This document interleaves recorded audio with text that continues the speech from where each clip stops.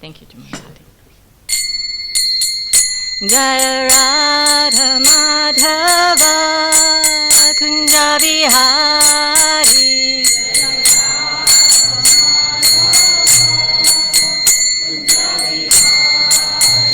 Jaya Radha Madhava Kunja Vihari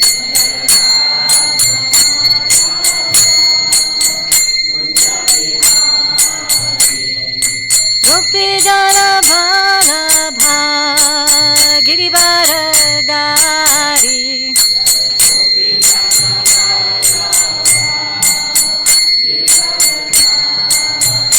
Jaya Gopi Jana Bhalabha Girivaradari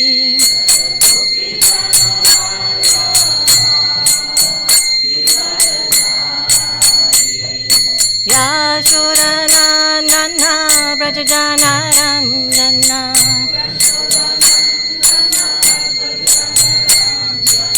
Yashorana Nana Brajajana Ranjana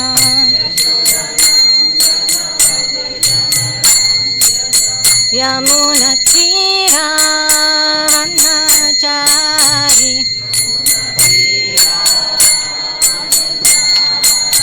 Yamuna Tira Vanachari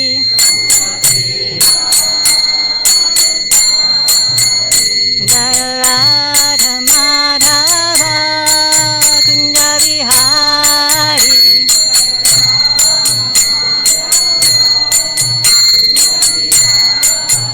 Jaya Radha Madhava Kunja Vihari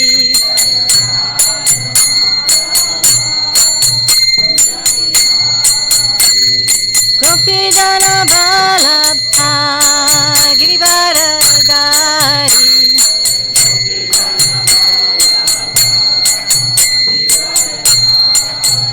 Jaya Gopi Jana Bhalabha Girivaradari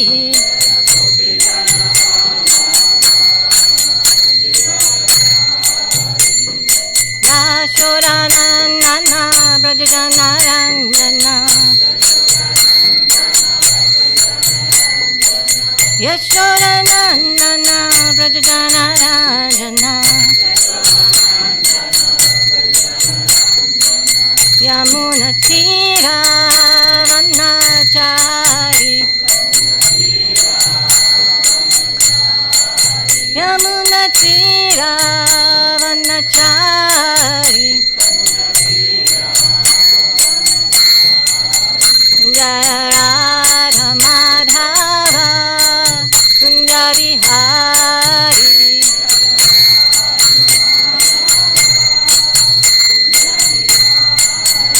Jaya Radha Madhava Kunja Vihari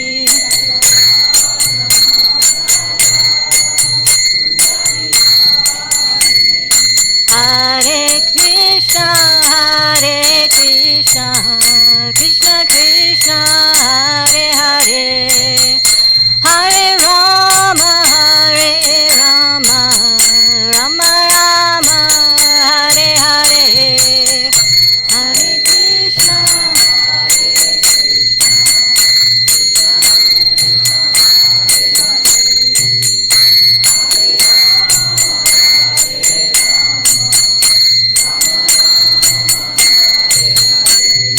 Hare Krishna Hare Krishna Krishna Krishna Hare Hare Hare Rama Rama Rama Hare Hare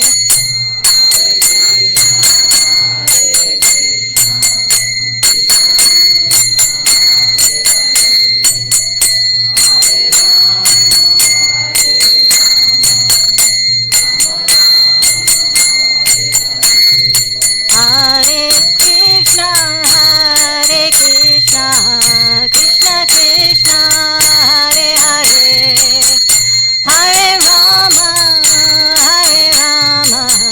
Rama Rama Hare Hare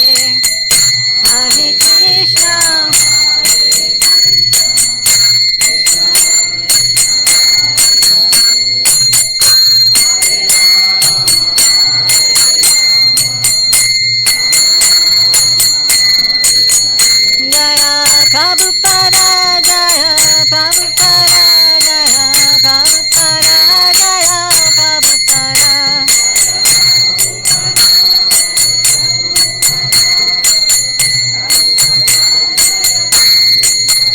Jaya Prabhupada Jaya, Prabhupada Jaya, Prabhupada Jaya, Prabhupada.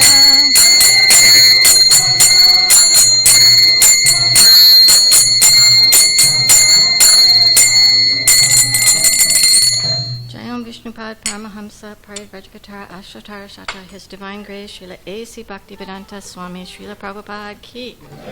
All glories to the assembled devotees, all glories to the assembled devotees, all glories to the assembled devotees, all glories to Sri Guru and Gauranga.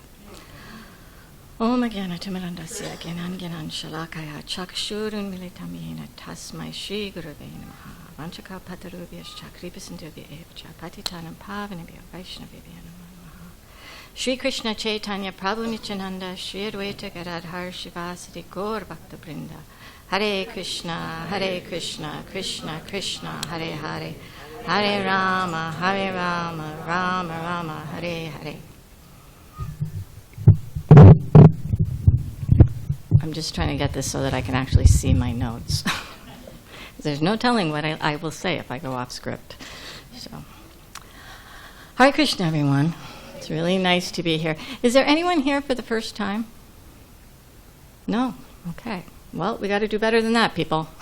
Invite your friends. Okay.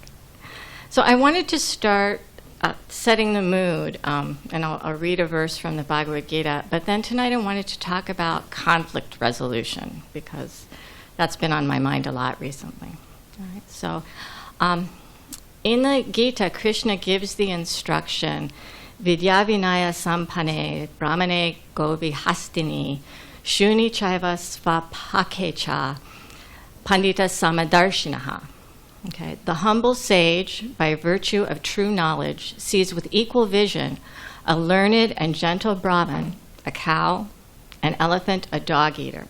Okay, so this idea of seeing with equal vision is really important. One of the fundamental truths of spiritual life is that we are all the same. We are all connected, and we are all equally lovable by Sri Krishna, of equal value to Sri Krishna.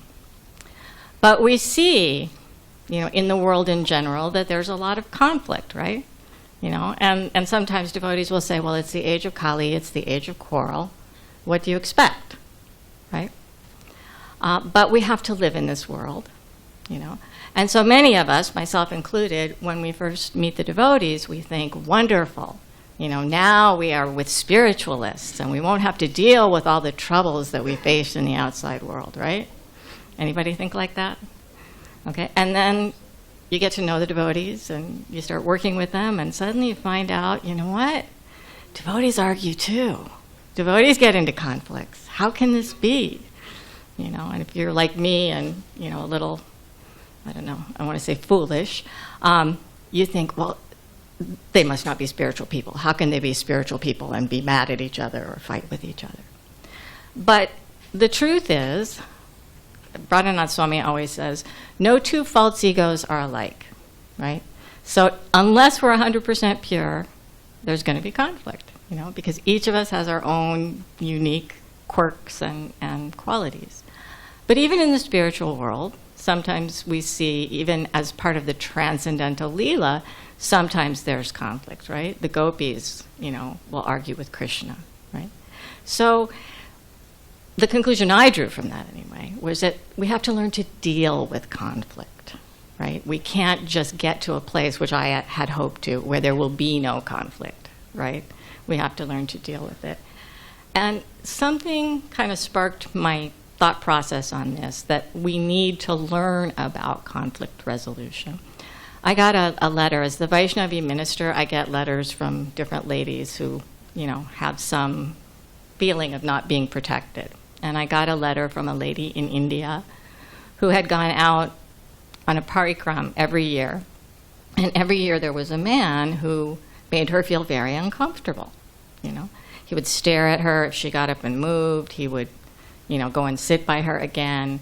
And this went on for a few years, 2 or 3 years, and she's trying very hard to be transcendental and just, ignore him, and if he comes near, go away. But it's wearing on her, and it's wearing on her. At one point, she goes to the leaders of the parikrama party and asks for help. And they say, and I kind of see their point, what can we do? He hasn't really done anything. We can't tell him not to look at you. I mean, we can tell him, but he's not really doing anything wrong to look at you, or, maybe he's sitting near you. We can't kick him off the parikrama party. So she's feeling unprotected, and she finally decides to confront the man herself, okay?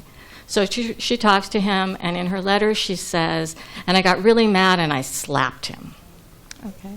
And now she's the one who's banned from the parikrama, right?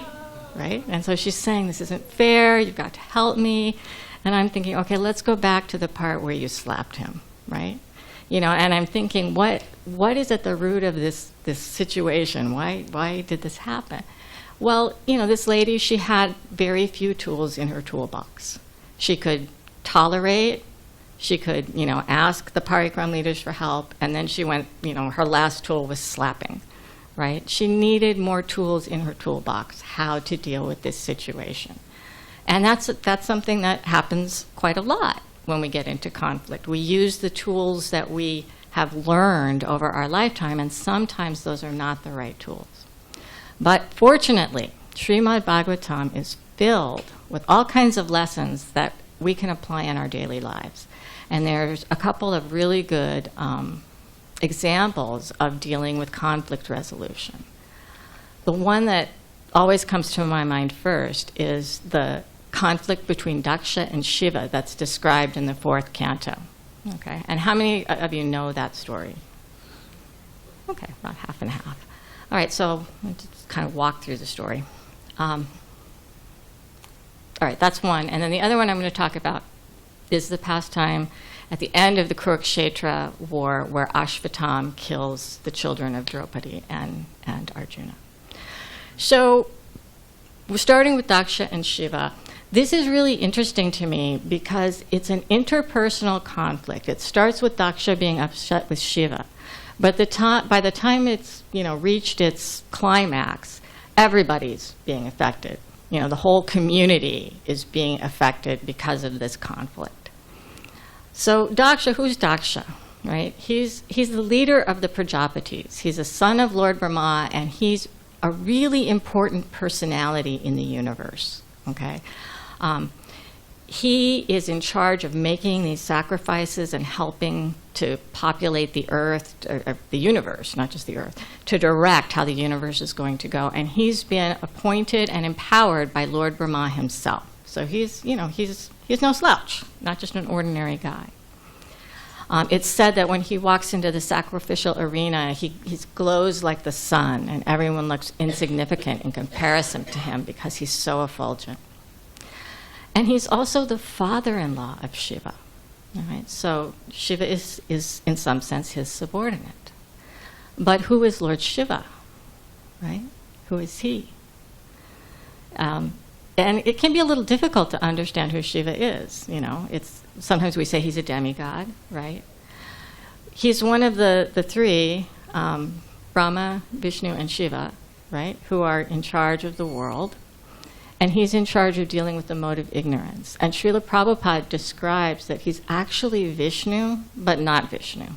Okay, so he's Vishnu, but he's the one who comes in contact with the material mode of ignorance. So he's not exactly Vishnu. And Prabhupada said it's like the difference between milk and paneer, right? What is paneer? It's just milk. It's milk that's been touched by citric acid. So, the analogy is Shiva is Vishnu, but he's been in contact with the material ignorance. So the point is, Lord Shiva is a very extra special personality. He is, in some sense, the Supreme Lord. And he's addressed that way in the Bhagavatam. So this story starts, like many stories, with a good old family quarrel, right? How many of us ever have the experience where we go to visit our family and the next thing we know, there's some big problem, some big drama that's going to go on for a while, right? I know I have. And these are people we love, right? They love us, but still, somehow the conflict comes. And so there's a sacrifice going on that Daksha has organized. Everyone's there waiting for him. He walks in. Everyone stands up to offer him respect. Lord Brahma doesn't stand up, and Lord Shiva doesn't stand up. Okay, so Daksha can tolerate Lord Brahma not standing up. This is someone who's clearly his superior, his father, his boss in a sense. But his son-in-law didn't stand up. Oh no, and he's already a little, unhappy with Shiva because he didn't really want his daughter to marry Shiva. He describes Shiva as this kind of low-class personality who hangs around in crematoriums and, associates with unpleasant people and doesn't keep himself clean. He's just kind of a low-class man, and my daughter certainly deserved better than that. Okay? And this is one of the pitfalls that I personally have fallen into and probably will continue to fall into until I become a pure devotee. This habit of covering up our envy with a good justification, okay? So the truth is, Daksha's envious of Lord Shiva, right? Lord Shiva is very exalted. Daksha is exalted, but not quite that exalted. And his false ego's going a little bit. It's my son-in-law. How many men feel a little bit like their son-in-law, isn't quite worthy of being in the family, right? A little bit of angst there. And so he, there he is, but he doesn't recognize his own envy, right? He starts looking at the legitimate reasons why Shiva should be offering his respect. And this is actually what the intelligence does, what the mind does when we're in material consciousness. Krishna says in Bhagavad Gita that the mind can be the best friend or the worst enemy, depending on, whether or not we've conquered our own false ego, conquered the mind. So the mind, if my false ego is working, my mind is coming up with all kinds of reasons why I'm right? Very, very few people ever say, I know I'm in the wrong, I know I'm not justified in offending this person, but I'm going to do it anyway, right? Most of the time we convince ourselves that there's a reason why it's okay for us to do this. And a big pitfall for many devotees is what I call righteous indignation. And I know this one inside and out. I have explored righteous indignation, in many, many forms. Where somebody actually has a fault, and so now I've seen your fault, right? All bets are off. It's on, I'm going to take you down. You have a fault. How dare you, right? And so that's where Daksha's coming from. Lord Shiva has done something, and now, he's offended, and he's going to let everybody know. So he calls Shiva out immediately, all right? So he's gone from being offended, right, which is something that we need to look at when we're offended, don't jump right on that bandwagon. But now he's going to make it a public issue, okay? So not only am I offended, but I'm calling you out right here, right now. And there's etiquette and courtesy for a reason, right? So we want to keep this in mind as we watch this unfold. He calls him out. He explains at length to the entire assembly exactly what's wrong with Shiva, right? And then, he says, well, I can't deal with this. I'm out of here. And he leaves in a huff, right? Just like Uncle Somebody at Christmas, right? All right, so now everybody's upset, okay? And then, as is usually the case, the conflict gets escalated. One of Shiva's followers, now he's upset. You've insulted Shiva. So what does he do? This is Nandishvar. He curses. He curses Daksha, but he also curses all the Brahmins, all of Daksha's followers. This is the Brahmins and the Shivites here. And he says, because you are suffering from duality of vision, pratag drishtish, because you are seeing things in a dualistic way, me and them, us and them kind of way, I curse you to remain materially attached. All right, so now he's just escalated the conflict one more. It was between two people. Now he's brought it to two groups, okay? And so what's the response? Okay, well now Brigu curses all of Shiva's followers, right? Tit for tat. You're going to curse us? We'll curse you. I curse you all to be atheists. And it's described in in the Bhagavatam that this is a very, very heavy curse because Brahmins have that tejas, that spiritual power. And it's an insurmountable curse. It can't be overcome. So now everybody's at odds. Now the community is at odds. All right? And Shiva, Lord Shiva, who's our example here, he doesn't say anything. He just gets up and leaves. He's not happy with the situation. He gets up and leaves. Okay, so that quells the conflict for the moment, right? And the sacrifice goes on. And if only this were the end of the story, right? Everyone could go on peacefully, but no, right? Because when we get into that, there's a rasa in being angry with someone, especially if you feel a little bit righteous about it. There's a taste, there's a pleasure there, and Daksha's riding on that pleasure. So he organizes another sacrifice, right? And he invites everyone, but he doesn't invite Lord Shiva, okay? He's still mad. And one of the issues here is that his daughter is, of course, going to know about this, right? And to me, this is such a relatable situation. I'd say probably all of us have had this situation in our families where somebody's mad at somebody and they're not going to invite them, and the first person finds out that the second person didn't invite them, and the next thing you know, it's a whole big drama and everybody's on the phone, right? So it's exactly the same thing that we go through. And Shiva, he's detached and he's wise. So he's just, going to ignore the situation. He's not going to play these games. But Sati, she wants to go.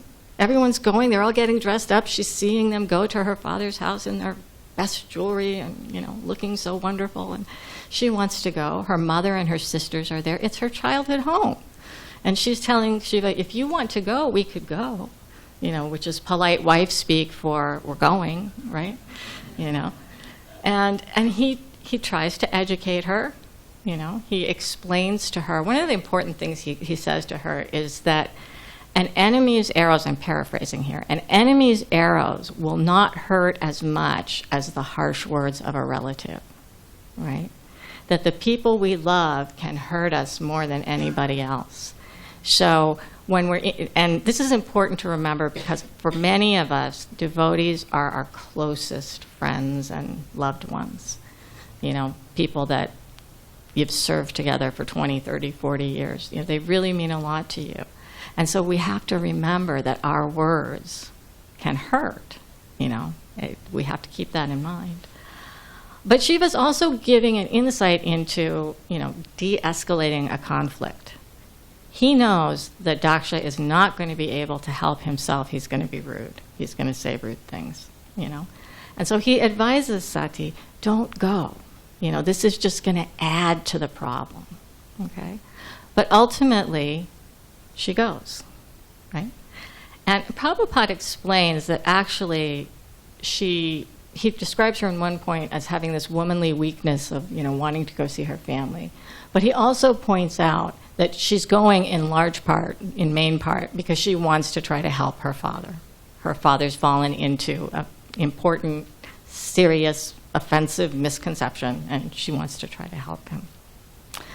So she goes, and everyone's so intimidated by Daksha, because after all, we established he's a very important person, right? That when she arrives, no one greets her out of fear of Daksha, even though she is not at fault. She wasn't even at the first sacrifice, okay?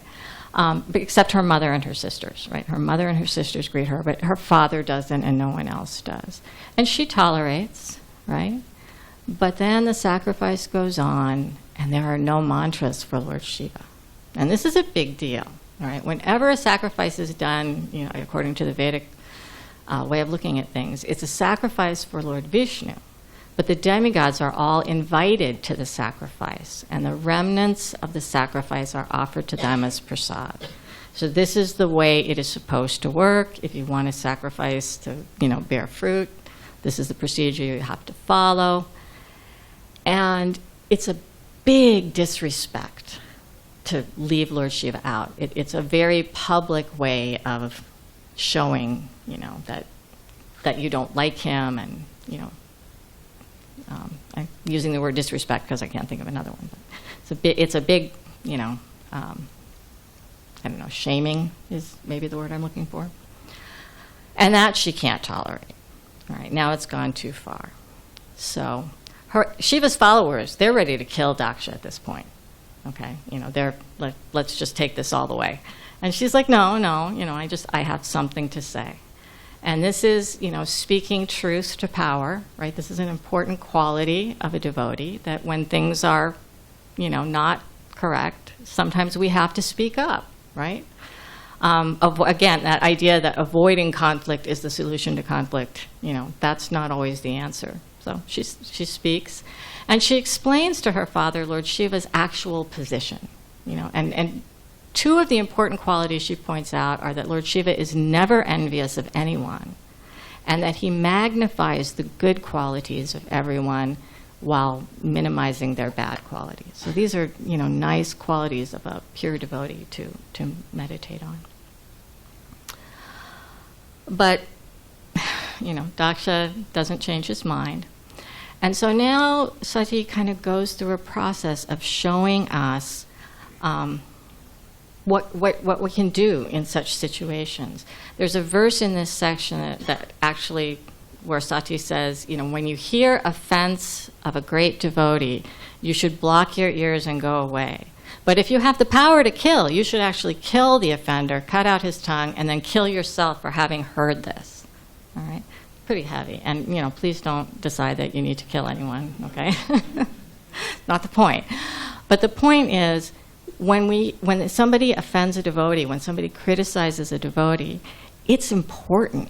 It's heavy. It's not, we become so desensitized in this culture to criticism and, saying harsh and mean things to people. It's everywhere, but this is a reminder. That's actually very important not to do that. I remember one time a devotee telling me that the only time he'd ever seen Radhanath Swami get upset was when he was in a car and two devotees were criticizing another devotee. Radhanath Swami was in the back seat. He got so upset he made them stop the car in the middle of, the wilds of West Virginia and let him out because he didn't want to hear it. So that's how important it is not to criticize other devotees. Okay, so she decides, I can't change my father's mind. I came here hoping I could change my father's consciousness, but that's not happening. So I'm going to block my ears and go away. But she does it in a really powerful way. She says, I'm giving up my body. I'm leaving this body because I don't want any association with you.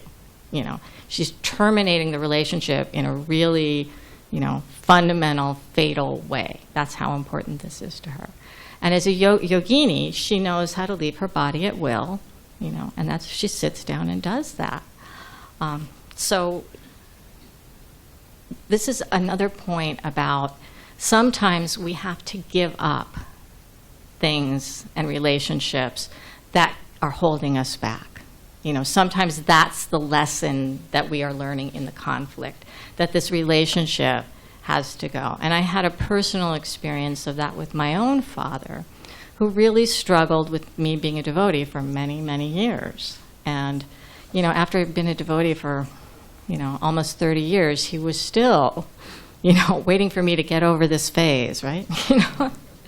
And it just got to the point where he was so upset over it and therefore being so agitating that I had to say, look, Dad, you got to accept it or we can't have a relationship, And it took some time. Even after that, he was kind of in the, okay, we'll have no relationship frame of mind. And fortunately, I'm very grateful that he did change his viewpoint. But sometimes we have to go that far. We have to say, I'm just not, this can't happen. The only way to avoid the conflict is we're just, we're not doing this. And it may be some habit or quality of our own. It may not be another person. But there will be times when we have to really give something up. So now what happens? All right, we've had this, drama at the first sacrifice. Now we've had more drama at the second sacrifice. The family division is, deeper than ever. And the demigods, the community, is now going to express their point of view. And the demigods say, Daksha, this is not cool, right? Your daughter's so upset that she killed herself and you're not hearing it.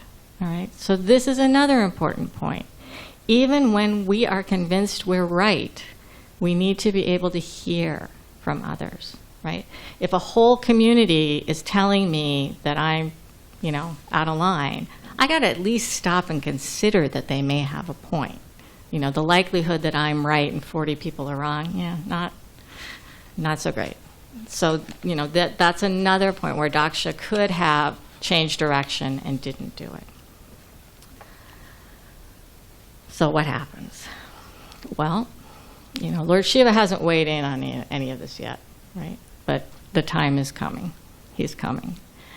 And Daksha's wife even, says that as they see this, inauspicious dark cloud coming, she's like, that's the dust of Lord Shiva and his followers. And Daksha, this is your fault. This is the reaction that we're getting for your offense.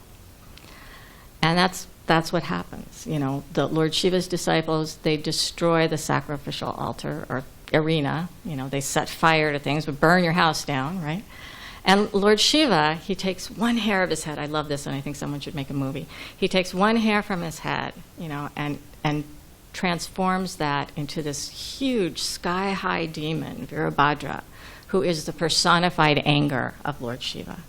All right, and I love this image. He's got a garland of heads, right? And really powerful and big, So it's like, this is, again, we're serious here, right? Big offense, serious. And so he comes in and, destroys Brigu and, the Brahminical side, and, maims a bunch of people. It's, make a great movie.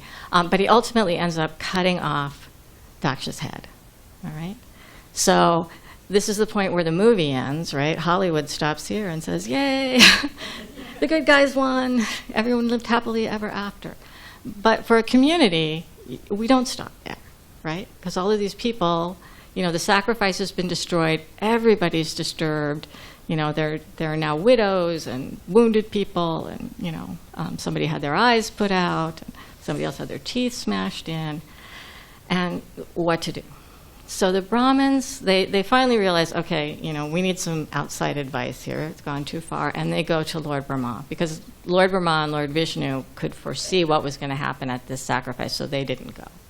So everybody goes to Lord Brahma for help. And again, we get some insight into how to manage community conflict. Well, first of all, Lord Brahma has to give them information. He has to give them instruction and remind them, first of all, let's all understand who Shiva really is. And second of all, please understand, you can never gain happiness by offending a great soul. Okay? And then he wants them to empathize. He wants them to see from Shiva's point of view. He says, yes, of course he was angry. His wife, left her body. He'd been insulted, and those insults from a relative hurt his heart. So Brahma's asking them, see it from his point of view, right? And he even goes so far that idea of duality of vision is again mentioned. That the problem here is when you see it, when you don't see it from the other person's point of view, it escalates the conflict. So in order to bring the conflict down, you have to see it from the other person's point of view. And then he tells them, and you have to apologize, right? That's important, and a lot of times we forget that. So he takes them to Shiva, they go to Mount Kailash, and they make this apology to Lord Shiva. All right, so one of the things that they do in this apology is they actually make amends, right? Lord Brahma tells Lord Shiva, you were denied your share of the sacrifice, and that was wrong, so please come and we'll do the sacrifice and you will get your share. So that's an important part of making an apology, is to actually make amends, to right the wrong. All right? And then he also explains that people who are mean and cruel, they get their own punishment. right? They're already killed because they're suffering themselves. And that's an important point for us to remember also. Now, sometimes as devotees we think, well, I should be tolerant and, not take offense and be more humble than a blade of grass. And, this person's already suffering so much because obviously they're really affected by Maya.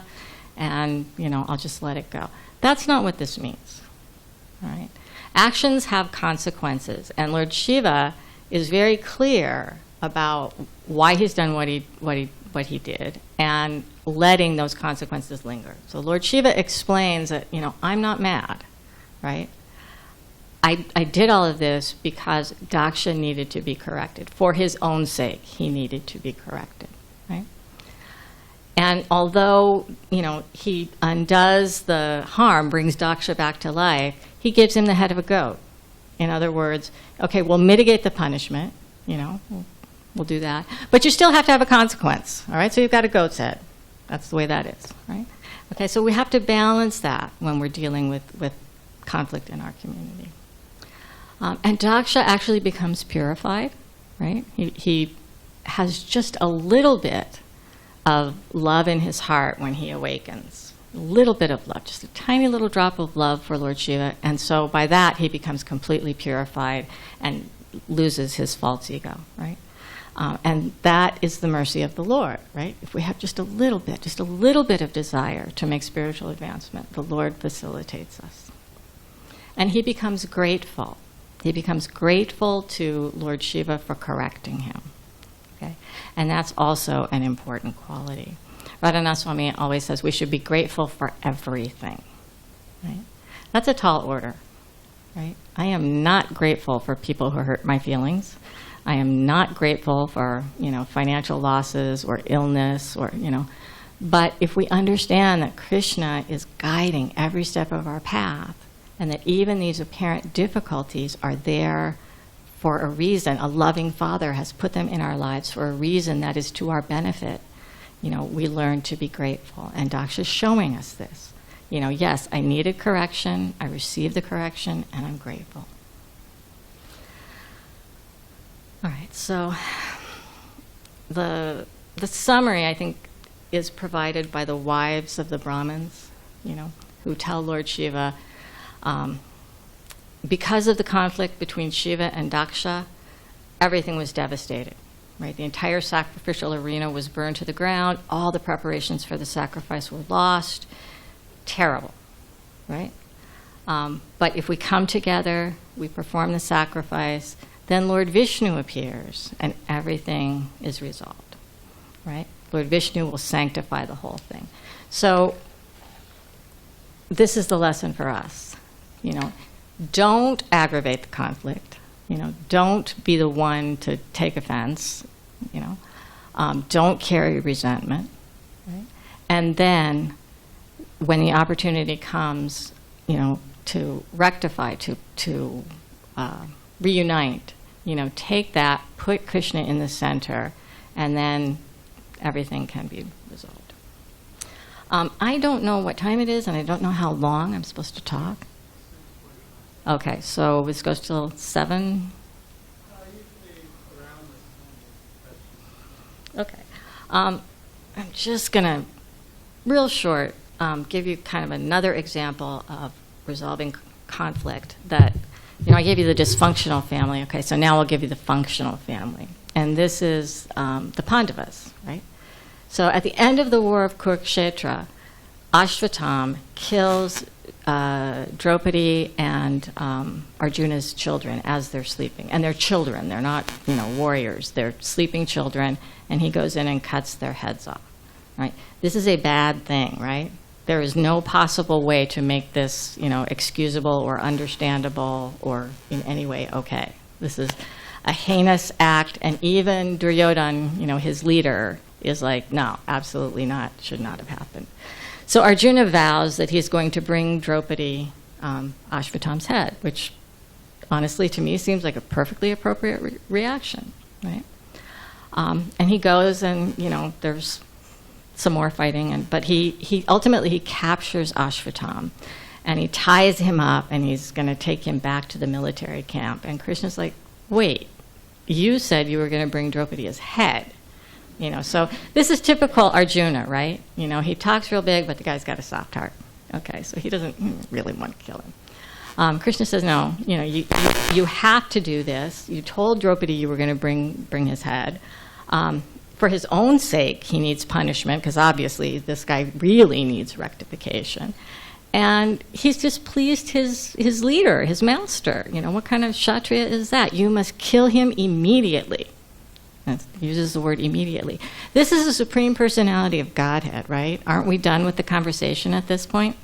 Right? Krishna just said, kill him immediately. Is there anything else to consider? Well, apparently there is. Right? And I think this is one of the really nice examples of how important it is to hear from everybody in the community. Because they actually do take Ashvatam back to the military camp and hand him over to Draupadi. And Draupadi immediately says, you've got to untie him. He's from a Brahmin family. We have to offer him respect. Okay? So she's looking not just at, what happened to her family and her, response to Ashvatam, but she's looking at socially, what does this mean? And then she says, I don't think we should kill him. His father, Drona, was your martial teacher. He taught you everything you know about fighting and weapons. You owe him a debt of gratitude. He's dead. If you kill his son, it's like killing him again. The father lives through the son. So out of gratitude to Drona, you should forgive him. We should let him go. And this one always just gets me in the heart. She says, I don't want his mother to cry as I'm crying. And we talked about empathy before. This is a really powerful example, because if somebody killed my children, I don't think there's any way I would have any ability to think about that person's mother. But Draupadi's empathy is so great. She's thinking, how will his mother feel? And she's understanding that my pain is no more important than her pain. Even though, this guy is actually in the wrong, there's a moral justification for killing him, but she has that empathy and that ability to understand that her pain and another's pain are equal. So, as is often the case, the family's divided. Krishna and Bhima are saying, kill him. Draupadi and the other Pandavas are saying, no, don't. There's right on both sides. And I love what Krishna does here. He tells Arjuna, you have to satisfy me and Bhima, but you also have to satisfy Draupadi and your brothers, right? So you have to kill him without killing him, right? Thanks, Lord. It's like nothing like a tough problem. And so Arjuna finds the compromise, which is that he cuts the jewel off of Ashvatam's head. So it's killing him without killing him. And I think we have to understand the context, the cultural context, that this is shaming Ashvatam in a very deep way and taking some of his power away, so that the social loss and the loss of power is like a death. It's very heavy punishment, but it's not actually death. All right, so having shared that, I will ask, are there any questions, comments, corrections? Yes, Prabhu. Yeah, thanks for the nice lecture talking about the conflicts resolution. So I'm hearing two messages. One is about sometimes you need to tolerate versus other times you need to stand up. So one way I understand this is offenses against a person can be tolerated, but offenses against values and convictions you hold, you need to speak up, because if you don't speak up, then those values just become convenience and life becomes meaningless. There's some truth in that. Thank you very much. Prabhupada also said, we tolerate offenses to ourselves, but we don't tolerate offenses to other devotees. So Lord Chaitanya, who's like the quintessential personification of mercy, was ready to kill Jagai and Madai because they wounded Lord Nityananda. It as often is the case, when we look at something from a spiritual standpoint, there are many considerations. But I think one important point is that protecting ourselves and protecting others isn't the same thing as being angry and punitive, right? So Lord Shiva, anger personified, destroying the sacrificial arena, cutting off people's heads, right? But when they come and talk to him, he's totally equipoised, right? So we do the needful. We protect each other. But it's done with a sense of detachment from the material, Bhakti Tirtha Swami was very fond of instructing his disciples. I don't know if that's exactly what I mean. He often instructed his disciples. If there's a conflict between you and another person, consider yourself at fault, right? It doesn't matter if the other person's at fault. If you think in the way that they're at fault, you just make the conflict worse, right? So, from our own standpoint, we want to look at what is my part in this. Now, sometimes my part may just be that I know perfectly well what somebody's like, and I'm going to just walk right up to them and expect them to be different. Just like Shiva's telling, Sati, don't go. This is what's going to happen because this is who Daksha is, right? So sometimes that's our responsibilities, that we are putting ourselves in the situation, and there's nothing wrong in protecting ourselves from being abused. Yes? Okay, thank you for the lecture. It was very nice. Thank you. One thing I want to add is that we don't have to forget that in our society here, the most conflict we're going to have with the other devotees. We don't have to forget that that person or that soul is a devotee of Lord, is very dear to Lord Krishna. And after the conflict, we have to see how to really offer our respect to that devotee and come to a point, a common point, that he is satisfied, I'm satisfied, and our society is going to gain from that. Because sometimes happen that we offend a devotee, the other devotee offend you, somebody listen that, and because we didn't manage right, we sometimes stop this devotional service of that soul. That is our responsibility, right? You as a leader, other people as a leader, and very important, don't forget and offer your respect to that devotee, even when it's there the conflict. That's the only thing I want to add. Thank you. Thank you very much. It's very true. Yeah. He said that even when we're in a conflict with somebody, we have to remember that person is still a devotee, still dear to Lord Krishna, and look for a solution, because we're all family. That's it, we're family. I remember as a young devotee being in a conflict with another devotee, and I just hated this woman. She hated me, and 30 years later, we're friends because, she wasn't going anywhere and I wasn't going anywhere. And over the years, it's just like we're family. We share this experience. We share this history. I can be mad at what happened 30 years ago, but, we're still family. And so, it's also a reason, too, why we want to help others advance in Krishna consciousness, because we're going to have to deal with these people, right? So we want everybody to make advancement, right? So that life becomes pleasant for everyone. Anyone else? Yes. I was going to ask you if you could summarize, I guess. What do we do internally to pacify ourselves? You have mentioned points, but maybe if you don't mind summarizing. No. And it's a process, right? So the first thing is always to look, at least for me, is always to look for what's my part in this, right? And a lot of times I find that I have, Maya Angelou says, when someone shows themselves to you, believe them, right? In other words, you know who somebody is, take that seriously. And I frequently think I'm going to change people and then get hurt and offended when they act exactly the way they've always acted, right? So that's one thing. Sometimes I find that my feelings are out of proportion to the situation because I have some anartha that's being triggered, right? If somebody tells me I'm not intelligent, that doesn't bother me at all, because I know I'm intelligent, materially speaking. If someone tells me I'm not nice, okay, then I'm going to fight you to the death. And it's because I'm really afraid that maybe I'm not a nice person, So those things are very helpful because really our struggle is with ourselves. Okay? But then we also have to look at, from the social point of view, sometimes we have an obligation to protect ourselves, right?